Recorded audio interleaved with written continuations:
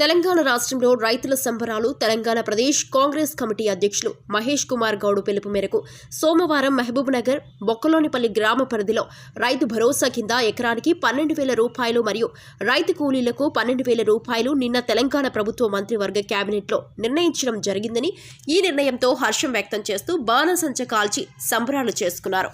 ఈ సందర్భంగా జిల్లా లైబ్రరీ చైర్మన్ నరసింహారెడ్డి మరియు వ్యవసాయ market committee chairperson Anitha Madhusudan Reddy మాట్లాడుతూ, ఈ నిర్ణయం దేశ చరిత్రలో నిలిచిపోయే ఘట్టమని, ఏ రాష్ట్రంలో ఇటువంటి రైతును ఆదుకునే ఆలోచన ఈ కాంగ్రెస్ ప్రభుత్వానిదే అని పేర్కొన్నారు. ప్రతిష్టాత్మకంగా తీసుకున్న 6 గ్యారంటీల్లో భాగంగా ఈ రైతు భరోసాని రేపు జనవరి 26 నాడు రైతుల ఖాతాలకు పడుతుంది అంటే చెప్పి మంత్రిమండలి నిర్ణయించినందుకు మా ముఖ్యమంత్రి గారికి, ఉప ముఖ్యమంత్రి బట్టి విక్రమార్క గారికి, మంత్రిమండలికి, మా ఎమ్మెల్యే గారికి, మామనార్ మండల్ కాంగ్రెస్కి వెళ్ళి ప్రత్యేక ధన్యవాదాలు తెలియజేస్తున్నాను. అలాగే ఈరోజు రైతుల తరపుకెళ్ళి కాంగ్రెస్ పార్టీకి నుండి ముఖ్య నాయకులందరూ ఇక్కడికి రావడం జరిగింది. బొక్కలోనిపల్లి చౌరస్తాలో ఇక్కడ మేము బాణసంచ కాల్చి ప్రెస్ మీట్ ద్వారా ప్రత్యేక ధన్యవాదాలు తెలియజేస్తున్నాం రాష్ట్ర ప్రభుత్వానికి. ఈరోజు రైతులు ఎంతో సంతోషంగా ఉన్నారు.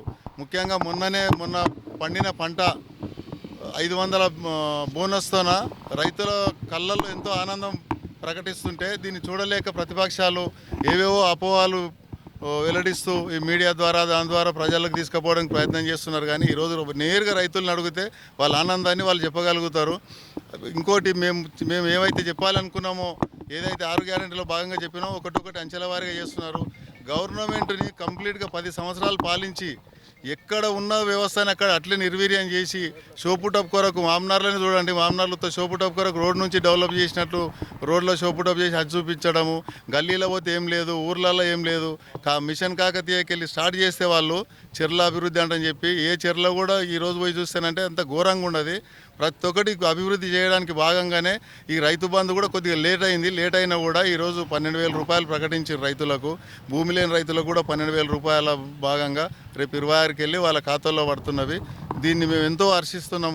మండల కాంగ్రెస్కి వెళ్ళి రైతుల తరపుకి వెళ్ళి అని తెలియజేసుకుంటాం. ఎన్నికల మేనిఫెస్టోలో పెట్టిన విధంగా రైతు భరోసా 12,000, అదేవిధంగా భూమి లేని వారికి కూడా 12,000 ప్రకటించడం జరిగింది. అదేవిధంగా మొన్న 2 లక్షల రుణమాఫీ చేయడం జరిగింది. అదే మద్దతు ధర కాకుండా 500 బోనస్ డైరెక్ట్గా రైతుల అకౌంట్లోనే పడడం జరిగింది. రైతులు ఎంతో సంతోషంగా ఉన్నారు. ఎందుకంటే కాంగ్రెస్ అంటేనే రైతు ప్రభుత్వము, రైతుల గురించి ఆలోచించే ప్రభుత్వం కాబట్టి ఈరోజు మద్దతు ధరతో పాటు 500 బోనసు డైరెక్ట్గా వాళ్ళ అకౌంట్లలో పడడం వల్ల రైతుల కళ్ళల్లో ఎంతో సంతోషం కనిపిస్తుంది. ప్రతిపక్షాలు వాళ్ళ ఉనికి వాళ్ళు కాపాడుకోవడానికి ఏదో మేము ఉన్నాము అని చూపించుకోవడానికి ఏదో ప్రభుత్వం మీద బురద జల్లడం చూస్తున్నాయి. అవేమీ లేవు. ప్రజలందరూ సంతోషంగా ఉన్నారు, రైతులందరూ సంతోషంగా ఉన్నారు.